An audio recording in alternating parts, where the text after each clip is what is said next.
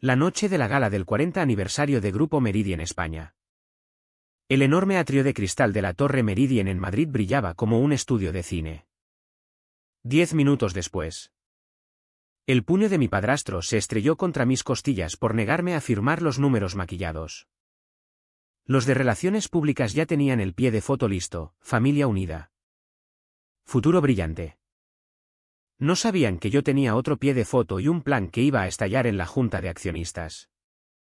Me llamo Laura Mendoza. Tengo 32 años y... en el corazón de acero y cristal de Madrid.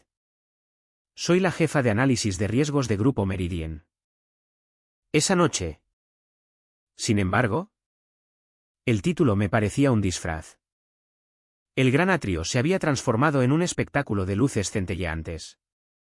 Copas de cava tintineando y el murmullo orquestado del triunfo corporativo. Cada superficie reflejaba una versión distorsionada del éxito. Me vi en el suelo de mármol pulido, una silueta afilada con vestido negro. El rostro pálido y serio. Este era mi mundo, números. Proyecciones y el cálculo frío de las consecuencias. Un mundo que creía entender. Mi madre, Isabel, era el centro radiante de la velada. Flotaba entre la gente con el brazo enlazado posesivamente al de su marido. Mi padrastro Víctor Navarro. Consejero delegado operativo y accionista importante. Víctor no era solo un hombre, era una institución dentro de Grupo Meridien. Su presencia atraía fotógrafos y aduladores como un imán. Se movían como una unidad perfecta de poder y elegancia. Los flashes sincronizados en un ritmo que parecía festivo y depredador a la vez. Isabel reía con esa risa ensayada. Musical y modesta. Y apretaba el brazo de Víctor. Las cámaras lo adoraban. Estaban vendiendo una historia. Y era un bestseller. El órbita de Víctor me atrapó por fin. Me llevó hacia mi pequeño grupo cerca del cuarteto de cuerda. Sin que su sonrisa flaqueara. Sus ojos, fríos como los muros de cristal. Y el aroma de su colonia cara, sándalo con un toque metálico, llegaron antes que él. Laura. Cariño, dijo Isabel con voz demasiado alegre. ¿No es maravilloso? 40 años. Víctor ha hecho cosas increíbles. La sonrisa de Víctor se tensó en las comisuras. Se inclinó, bloqueando la vista de un fotógrafo cercano. Su voz fue un susurro venenoso solo para mí. El estado de flujo de caja ajustado del segundo trimestre sigue en tu mesa. Lo necesito firmado mañana por la mañana. Su mirada se desvió hacia el escenario donde el presidente se preparaba para hablar. Fírmalo, Laura. O puedes olvidarte de ese ascenso a directora. Simplemente desaparecerá. No me inmuté. Llevaba 2 meses enterrada en los datos que él quería que ajustara. Había construido los modelos. Corrido las simulaciones y seguido el dinero hasta un agujero tan negro que no tenía fondo. Mantuve la voz baja. Plana. Estéril. No. Sus ojos se entrecerraron, incredulidad. Luego rabia. ¿Qué has dicho? He dicho que no, repetí. Sin apartar la mirada. La partida Canal de Proveedores 7 es un riesgo legal y financiero.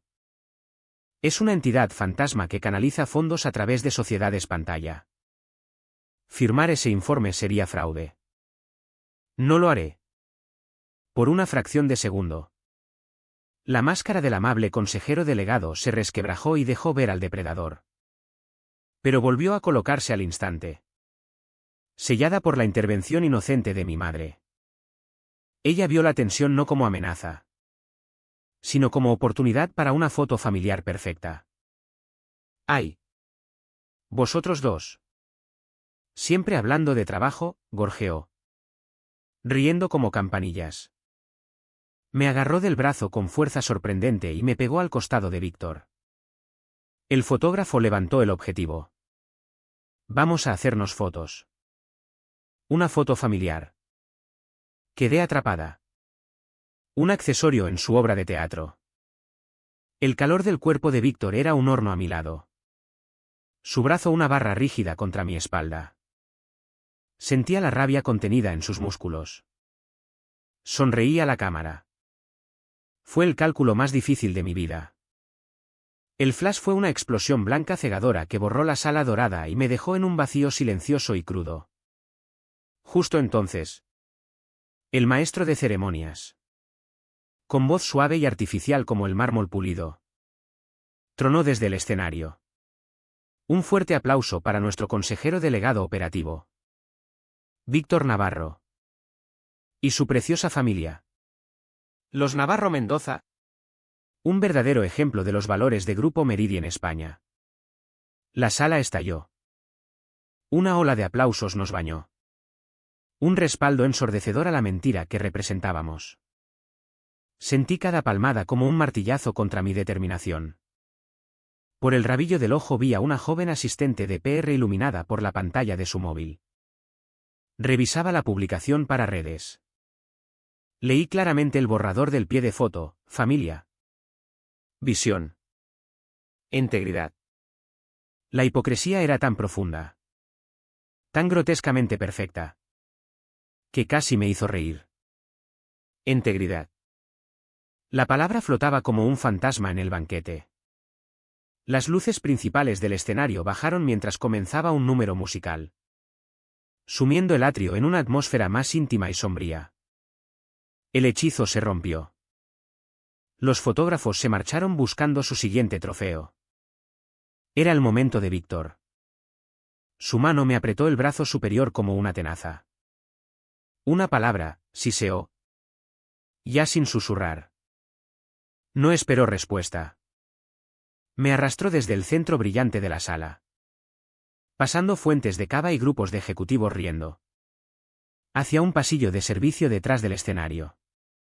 Era un espacio estéril y olvidado, iluminado solo por fluorescentes funcionales. La música triunfal de la gala llegaba amortiguada, como un latido lejano. Aquí no había cámaras, ni aplausos, ni testigos. Era donde la imagen cuidada de Grupo Meridian dejaba de existir y la realidad podía asomar. Me empujó contra la pared de hormigón frío.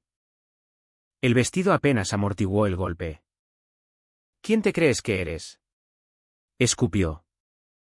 Su cara a centímetros de la mía.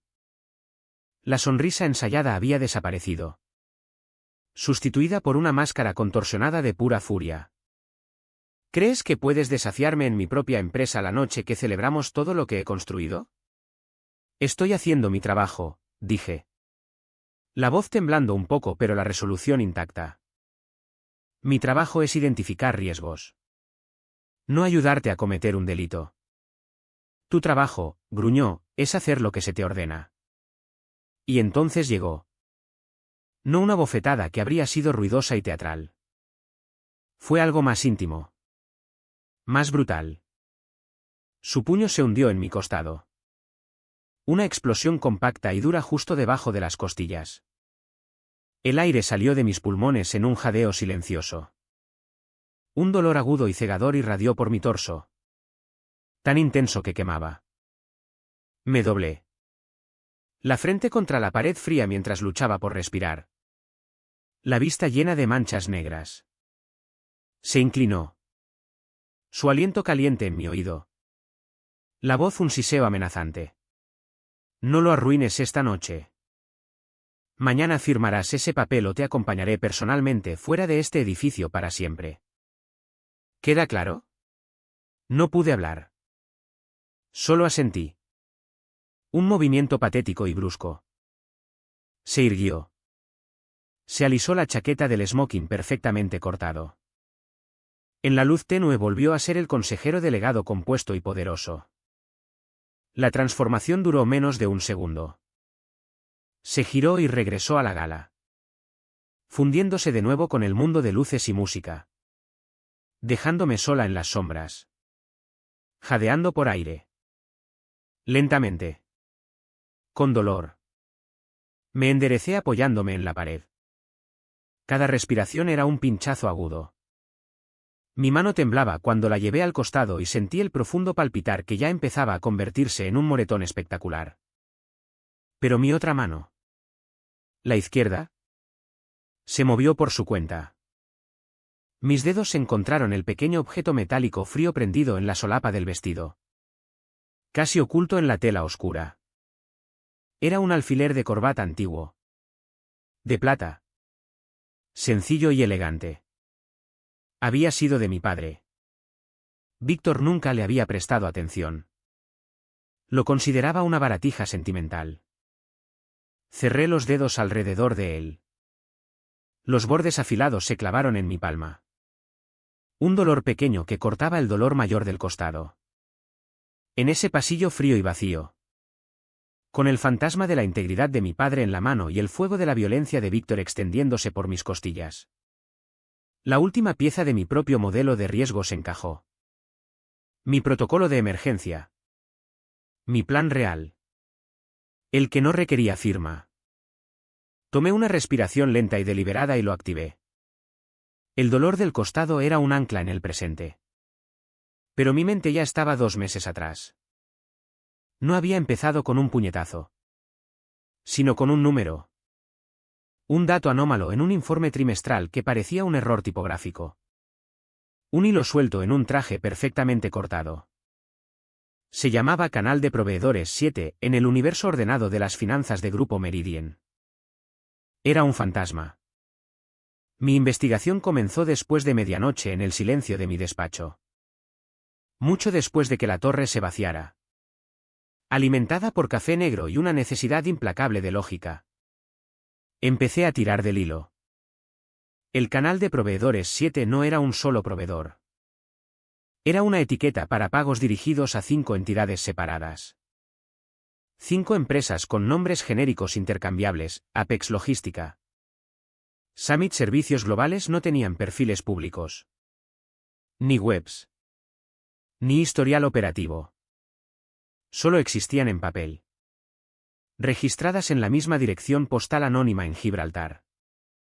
Tardé otra semana en bucear en registros de constitución. Cruzar bases de datos que supuestamente estaban aisladas. Hasta encontrar el nexo. Las 5 sociedades pantalla pertenecían a una única sociedad de responsabilidad limitada opaca, Fondo Estratégico Navarro. Un nombre que me erizó el vello de los brazos. El patrón era lo más condenatorio. Los pagos no eran aleatorios. Estaban perfectamente sincronizados con la última semana de cada trimestre fiscal. Justo antes de cerrar la ventana de anuncios de dividendos. Las cantidades eran justo las necesarias para empujar el beneficio por acción unos céntimos cruciales. La diferencia entre cumplir las expectativas de la bolsa y quedarse corto. No era simple contabilidad. Era un mecanismo sofisticado para inflar artificialmente los beneficios. Una mentira contada en el lenguaje de los números. Mi primer intento de dar la alarma chocó contra un muro de negación corporativa sonriente. Envié una consulta preliminar a la vicepresidenta de Finanzas. Diana Navarro. Sobrina de Víctor. Que había ascendido en la empresa a una velocidad que desafiaba tanto la gravedad como el mérito. Su respuesta no fue una petición de datos ni una promesa de investigación. Sino una directiva escalofriante en un solo correo: priorizar imagen sobre proceso. Laura. Tenemos una narrativa que mantener este trimestre. La firma era un floreo digital desenfadado. El mensaje estaba claro, la verdad era incómoda. La siguiente escalada fue una reunión a puerta cerrada con Víctor. La pedí con el pretexto de una revisión rutinaria de riesgos trimestral. Su despacho en la esquina de la planta 32 era un templo a su éxito, ventanas del suelo al techo con vistas de Dios sobre Madrid. No me invitó a sentarme. Se quedó junto a la ventana. Silueta oscura contra las luces de la ciudad. Estoy preocupada por los desembolsos del Canal de Proveedores 7, empecé. Voz firme. Lenguaje neutral y técnico. La estructura sugiere transacciones con partes relacionadas diseñadas para gestionar resultados. Se giró lentamente. Con una sonrisa condescendiente. No estaba enfadado. Estaba decepcionado. Como un profesor regañando a una alumna que no capta un concepto simple. Laura. Eres una analista brillante. Pero a veces te pierdes en los detalles. Piensa en el panorama general. Piensa en la imagen. Tuvimos algunos gastos imprevistos. Considera el canal de proveedores 7 una simple consolidación de un anticipo para cubrirlos. Es una medida temporal para embellecer el informe del aniversario. Es bueno para la moral. Es bueno para la cotización. Es bueno para la familia. Usó la palabra familia como si fuera un escudo. Una justificación para cualquier pecado. Salí de su despacho con la amenaza tácita flotando en el silencio del aire acondicionado. Mi camino se bifurcaba, podía ser buena analista o buena hija. Esa noche construí el modelo de riesgos. Era una ecuación binaria cruda. Escenario A, firmaba el informe. Enterraba el canal de proveedores 7. La empresa disfrutaba de un breve subidón artificial de la acción. Celebrábamos el aniversario y esperábamos el inevitable golpe en la puerta de la CNMV. Un golpe que derrumbaría todo el castillo de naipes. Con multas millonarias. Demandas de accionistas y posibles cargos penales. Escenario B, me negaba a firmar y denunciaba. La verdad salía. La acción caía en picado. La narrativa triunfal de la gala se hacía añicos. El legado de Víctor quedaba manchado. Pero la empresa. La entidad real formada por miles de empleados inocentes. Podía sobrevivir a la cirugía. Elegí la verdad. Redacté un memorando formal de 14 páginas. Frío como el hielo. Detallando todo el esquema. Lleno de logs de transacciones. Números de registro mercantil y diagramas de flujo. Irrefutable. Citaba los artículos concretos de la Ley 2/2023 de protección al informante y las normativas de la CNMV que se violaban. Terminaba recomendando una auditoría interna inmediata por comité independiente. Lo envié directamente a Víctor y con copia a Diana. Creando un registro formal que no se podía ignorar. Me lo devolvieron a la bandeja de entrada menos de una hora después. Víctor ni se había molestado en responder. Simplemente reenvió mi propio correo con una nota de su asistente ejecutiva. El señor Navarro considera que el tono de este memorando no es adecuado para la temporada festiva actual. Por favor. Revise y vuelva a presentar con un enfoque más colaborativo y positivo tras los actos del aniversario. La temporada festiva. Ese fue el momento en que terminó mi lealtad y empezó mi plan de contingencia. Esa misma noche. En casa. Abrí el disco duro cifrado de mi portátil personal. Lo llamaba la bóveda. Durante los últimos 5 años.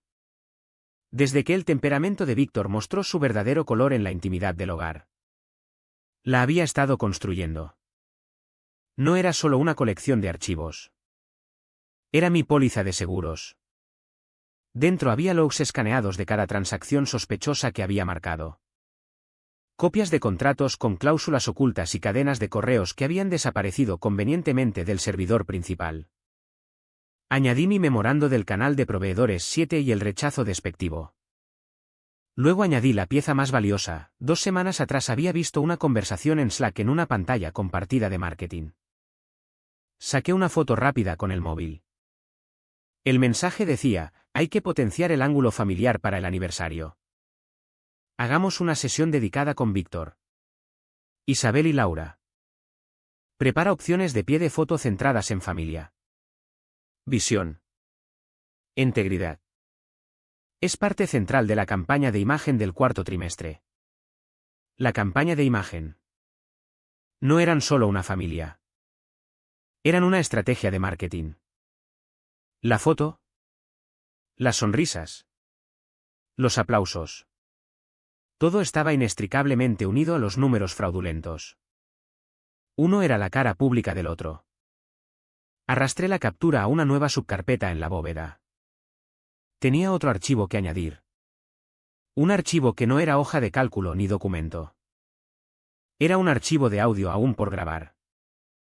Creé un marcador de posición. Un espacio digital en blanco esperando su momento. Escribí el nombre del archivo dejando los dedos sobre las teclas, pie de foto definitivo, verdad final. Usé extensión de vídeo porque lo que planeaba capturar era más que sonido. Era una imagen completa. 10 años atrás mi padre murió de un infarto repentino. Era ingeniero. Un hombre callado y meticuloso que creía que las cosas debían construirse para durar y que la verdad tenía una estructura simple y elegante. Al día siguiente del funeral, mi madre empezó a vaciar su armario, ansiosa por borrar su presencia. Yo salvé una pequeña caja de sus pertenencias. Dentro, entre monedas antiguas y gemelos, estaba su alfiler de corbata favorito de plata. Pero no era solo un alfiler. Mi padre, con una paranoia silenciosa por el espionaje corporativo de su propia carrera, lo había mandado hacer a medida. Era un minúsculo grabador digital de alta fidelidad. El interruptor de activación era un pequeño saliente casi invisible en el borde. Era un secreto que había guardado una década. Era la única variable que Víctor Navarro, un hombre que veía a las personas como activos y pasivos, nunca habría incluido en sus ecuaciones frías. No tenía ni idea de que aquella baratija sentimental que siempre había ignorado era, en realidad, un arma. El frío del hormigón se filtraba a través de la fina tela de mi vestido. Un contrapunto helado al calor que florecía en mi costado. Mi respiración llegaba en jadeos cortos y entrecortados. Un pitido agudo llenaba mis oídos, como metal bajo tensión, ahogando el latido amortiguado de la fiesta a solo unos metros. Por un momento el mundo se redujo a esto, la luz fluorescente cruda, la textura áspera de la pared contra mi mejilla y el epicentro irradiando dolor del puño de Víctor.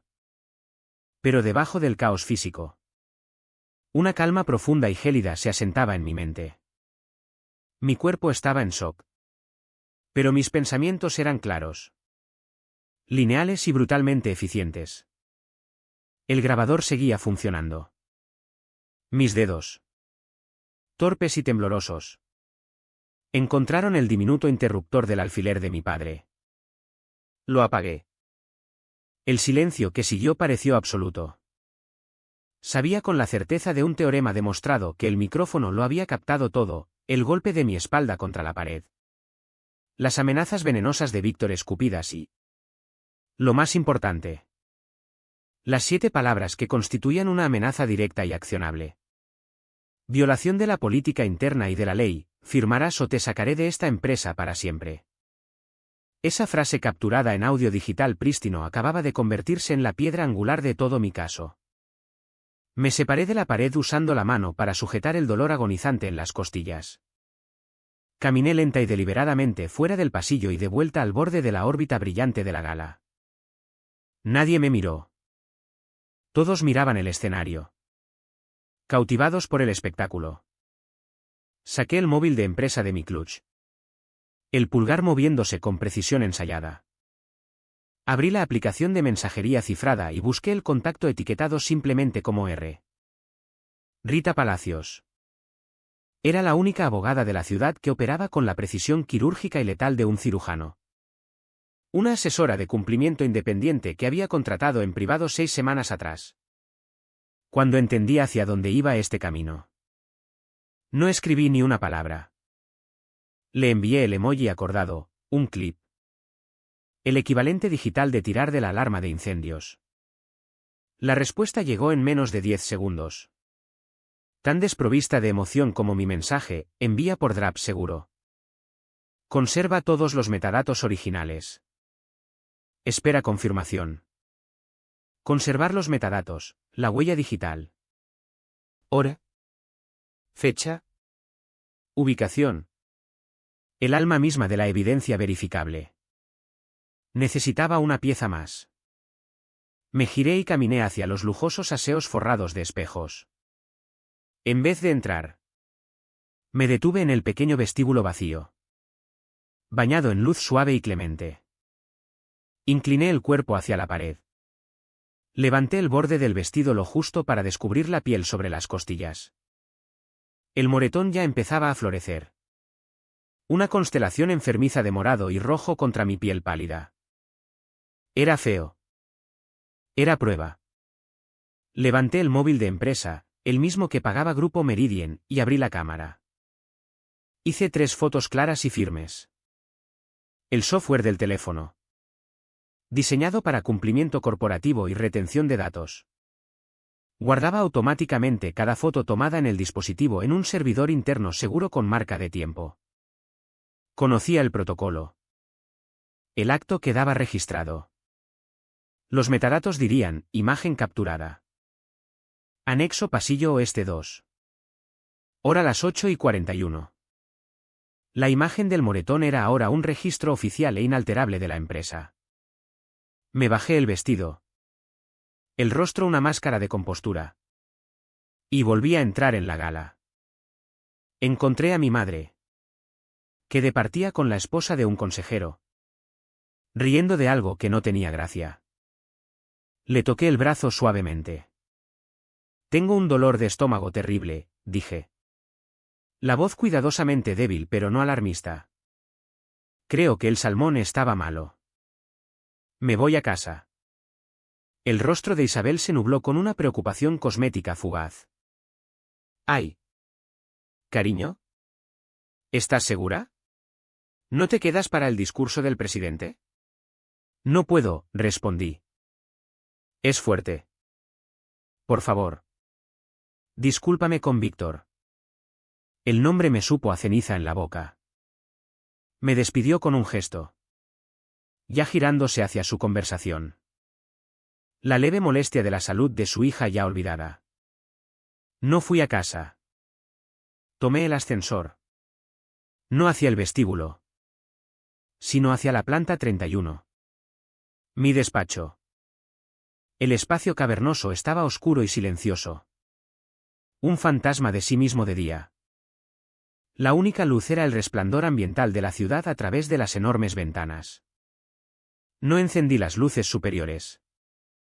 Me senté en mi mesa. La familiar comodidad de la silla un pequeño consuelo. Y desperté el ordenador. Mis dedos volaron sobre el teclado.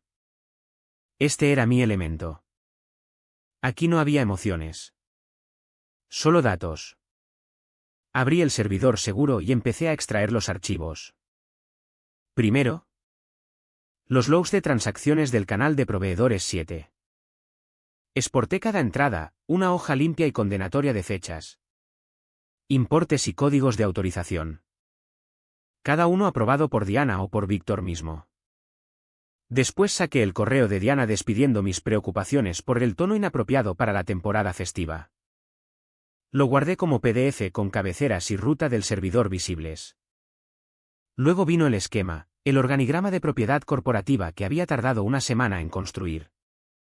Una telaraña digital que mostraba las 5 sociedades pantalla fluyendo directamente al Fondo Estratégico Navarro. Encontré el registro público del Fondo de Víctor, que listaba nuestra dirección particular como domicilio social. Coloqué los 2 documentos uno al lado del otro en la carpeta. La conexión ya no era una inferencia. Era un mapa. Mi última parada fue el servidor de marketing de la empresa. Navegué hasta la unidad compartida del equipo de PR. La carpeta de la gala del 40 aniversario. Y allí estaba, el borrador del post.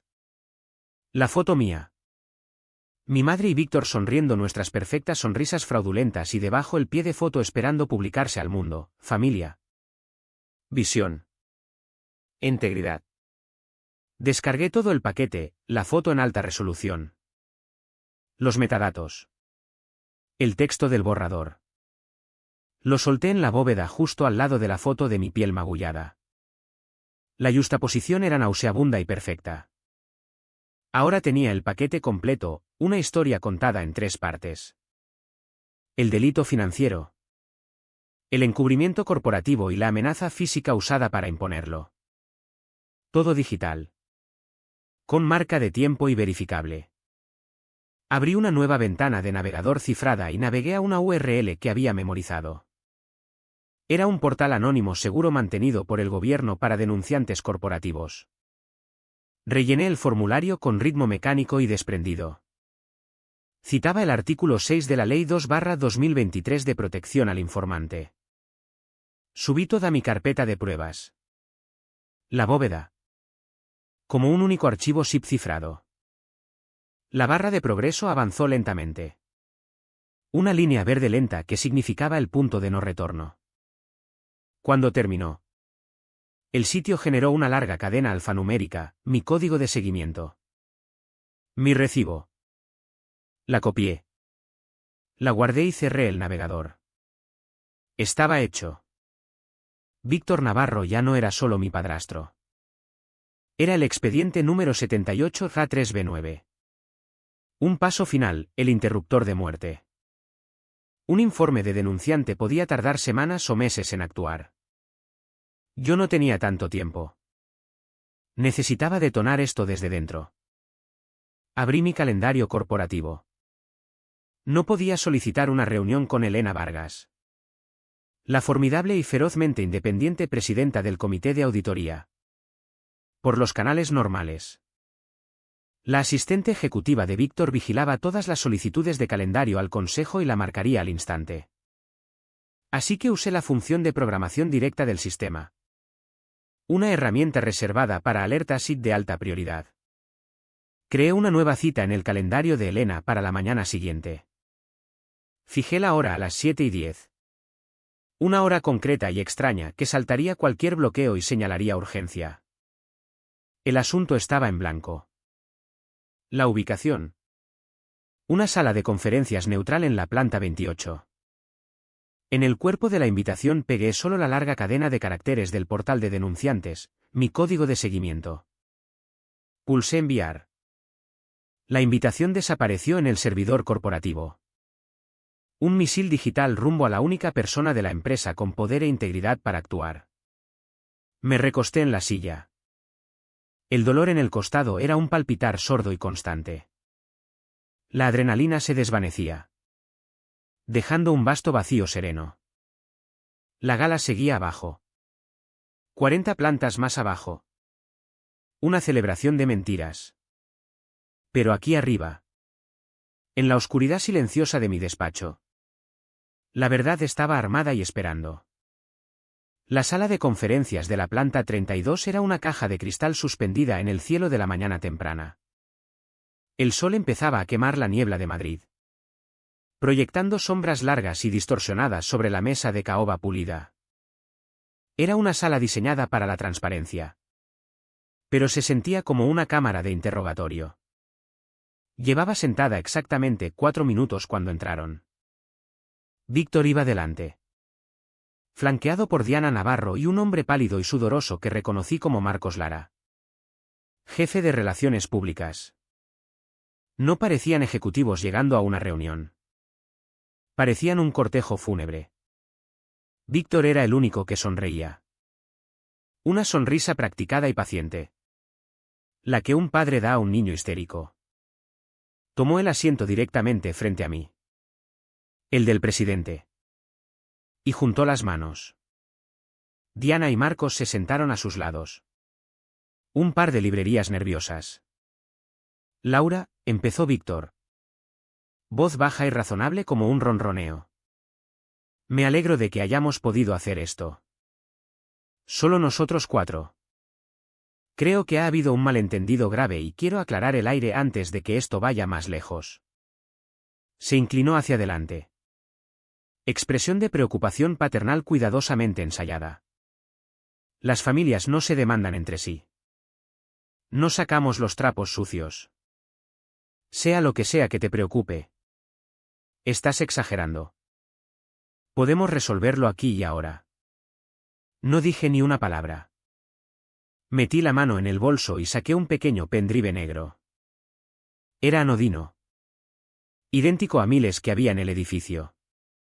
Lo coloqué en el centro de la mesa enorme y vacía.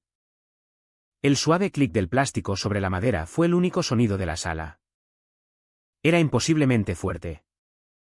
Los ojos de Víctor se entrecerraron sobre el objeto. ¿Qué es esto?, ¿Más hojas de cálculo? Puedes llamarlo así, dije. Voz plana y vacía de emoción. Toqué la superficie de la mesa y el sistema audiovisual integrado de la sala cobró vida. Seleccioné el pendrive. Preguntaste por familia. Víctor. Hablemos de familia. Y pulsé reproducir. Su propia voz llenó la sala estéril e insonorizada. No era el tono calmado y razonable que usaba ahora. Era la voz del pasillo. Cruda y gutural. Despojada de su barniz corporativo. El audio era cristalino, el ligero eco de las paredes de hormigón. Mi propio jadeo agudo de dolor y luego las palabras colgando en el aire como veneno. No lo arruines esta noche. Mañana firmarás ese papel o te acompañaré personalmente fuera de este edificio para siempre. ¿Queda claro? El silencio que siguió a la grabación fue más pesado. Más asfixiante que antes. Marcos Lara parecía a punto de vomitar físicamente. La cara de Diana era un rojo furioso y manchado. Contraste brutal con su blazer blanco impecable. La sonrisa de Víctor había desaparecido, dejando una máscara rígida y exangüe de furia. Miraba el pequeño pendrive negro como si fuera una serpiente venenosa. Diana recuperó la voz primero. Un chillido agudo. Eso es falso. Obviamente está editado. Es un audio de Fake. Está fabricando pruebas. No la miré. Mantuve los ojos en Víctor. Con otro toque en la superficie de la mesa. Saqué un segundo archivo en la pantalla grande al final de la sala. Era un lío de código y números.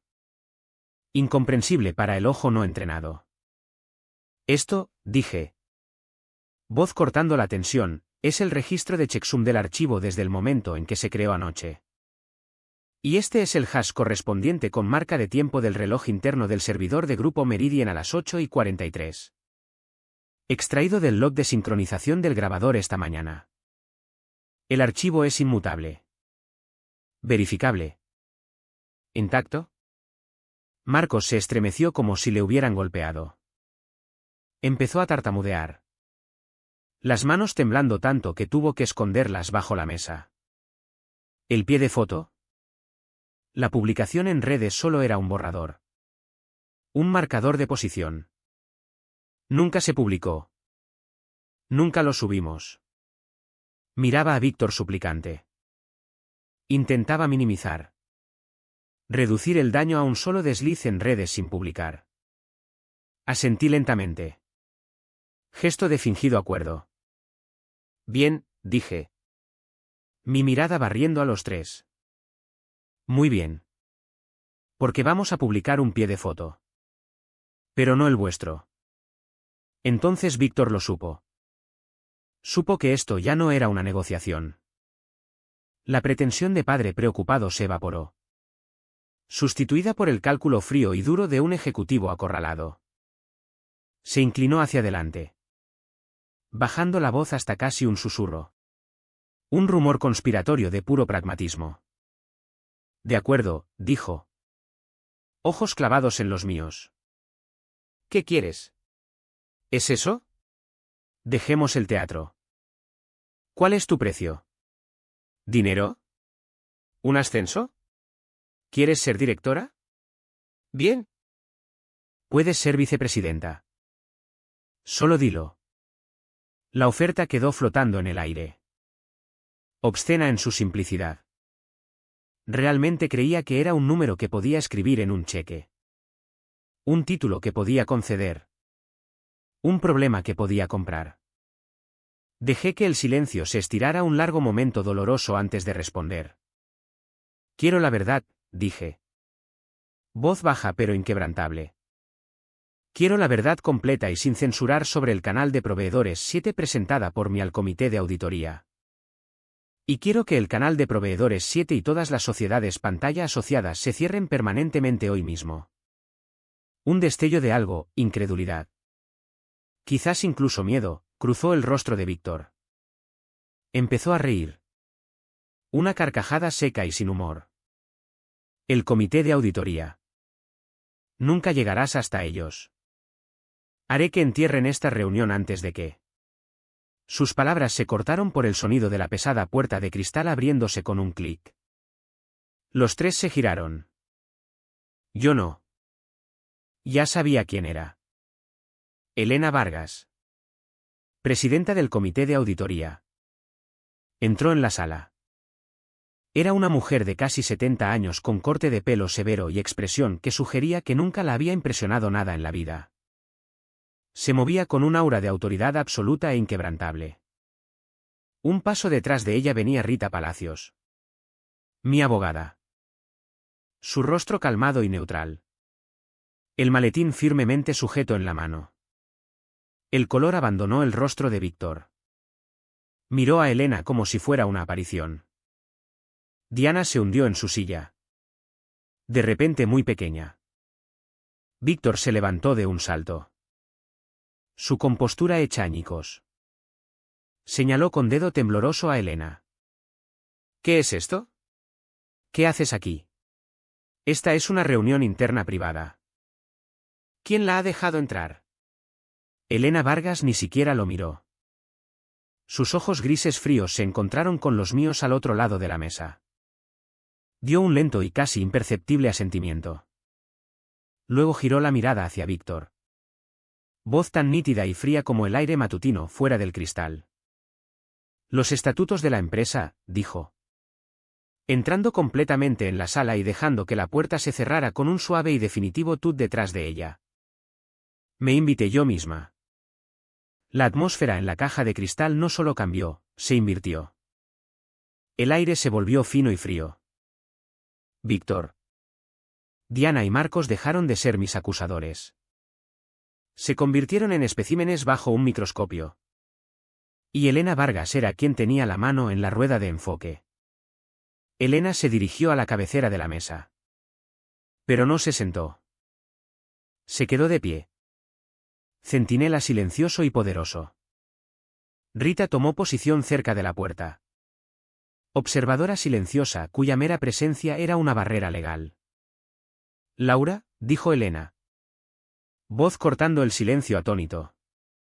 Tú solicitaste esta reunión. Tienes la palabra. Tomé una respiración estabilizadora. El dolor en el costado era un pulso rítmico sordo. Toqué la consola de la mesa. Descarté el registro de checksum de la pantalla. En su lugar proyecté mi última prueba. No era una hoja de cálculo ni un bloque de texto. Era un diagrama de flujo. Un esquema brutal y desnudo del viaje del dinero. Trazado en líneas limpias y cajas sin emoción. Esto, empecé. Voz tan clínica como la imagen en la pantalla, es el canal de proveedores 7. Usé el puntero láser incrustado en la consola de la mesa. Su punto rojo era una sola gota de sangre en la pantalla blanca. El proceso empieza aquí. Con fondos discrecionales desviados del presupuesto operativo de Grupo Meridien. Trace el flujo. Estos fondos se canalizan luego en pagos meticulosamente sincronizados que coinciden con el final de cada trimestre fiscal hacia 5 entidades corporativas separadas. Señalé los nombres en las cajas: Apex, Summit, Meridien Global. Estas entidades no tienen empleados, ni activos, ni huella operativa.